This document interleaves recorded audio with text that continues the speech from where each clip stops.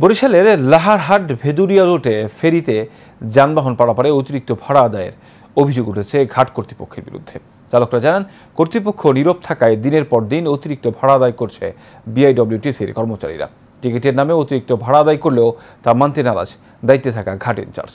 অপূর্ব বারোই ক্যামেরায় Kamruzzaman dollar report, জানাচ্ছেন রাশেদ আকন।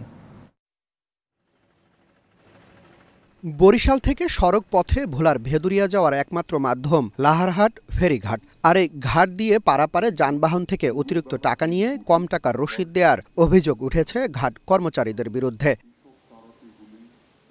লাহারহাট ভেদুরিয়া ফেরিঘাট দিয়ে প্রতিদিন পারাপার হয় পিকআপ, পণ্যবাহী ট্রাক, কাভার্ড ভ্যান সহ কিছু ব্যক্তিগত গাড়ি। চালকদের অভিযোগ, পণ্যবাহী যানবাহনের ক্ষেত্রে অতিরিক্ত ২০০ থেকে ৫০০ টাকা, আর সিরিয়ালের জন্য দিতে হয় আরও ১০০ টাকা। টিকিটের গায়ে যাই লেখা থাকে ওভারমালের টাকাও দেওয়া হয়, এবং ওভারমালের টাকা ছাড়া ১-২০০ টাকা তারা বেশি দাবি করে থাকে।